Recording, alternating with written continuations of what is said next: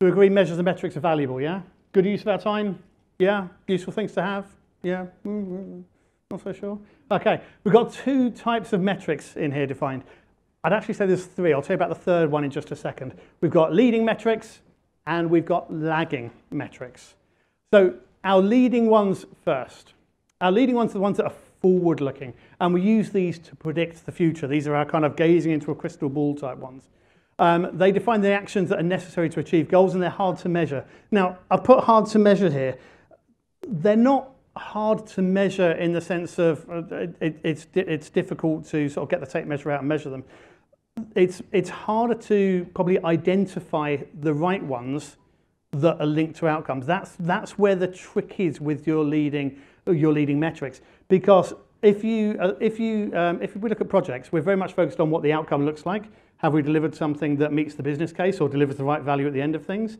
And we often can't do that at the very, very early stages. So all of our traditional project metrics are really based on the assumption that if we have projects that are green, if we have projects that are hitting milestones, if they are all of these kind of things that we normally track, they've got a risk score that is below 3.0 or whatever, you've got all of those things. The reason we track those is because we hope those are leading metrics, because they provide us an indication and they help us understand what we need to do to take action to achieve goals.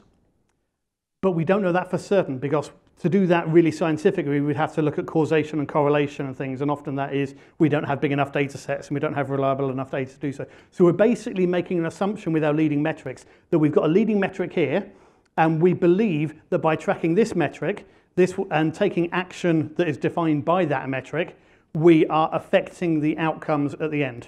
And then we kind of hope we've got that right. Or we do the lessons learned stuff and loop around and realize it was nonsense and go and try it again with a different metric. So these are our leading metrics. Hard to measure in the sense that it's hard to define the right ones to measure. I think it's probably a better way of wording that one than what we've got on the slide there. Then we've got our lagging metrics. Now these are the easy ones. These are the easy ones. This is the backward-looking stuff or current-looking stuff. Measures our current or past performance. These are very, very output-oriented, and these are easy to measure. These are our easy ones. And this is ones that, obviously, you'll track some of these in the PMO. You'll also find these are the ones that, you know that quiet person on your project who doesn't really say much, just that stakeholder who's always quiet. And the moment you deliver the project, and the moment there's been a problem with it, and you're looking back after, they're the one that probably says, see, well, we always knew this would happen. That person there. This is what I mean by the easy. It's always easy after the event to look at your lagging metric and say, well, it was kind of obvious, wasn't it? That's no help to anyone. So these are the easy ones. They are useful, they are valuable, but also they can be a bit annoying when people are kind of doing these when we've been trying to work out the leading stuff beforehand. So that's your two, they're leading and lagging metrics. There is a third type of metric that I didn't have on a slide, and this is your, these are the metrics that are the right word, useless. I'm going to go with useless. Useless is the word. So we've got our leading, our lagging, and our useless metrics. Now, everybody has useless metrics. If I'm going in as a consultant into anyone's PMO, if I'm going in, one of the things we look at is the measure, what you're tracking, what are your measures, what are your metrics, what are your success criteria. And everybody, not one PMO I've been into does not have this, but there's always a report and there's always that one metric. And so what does that one drive? And they're like, yeah, we've kind of always collected that one.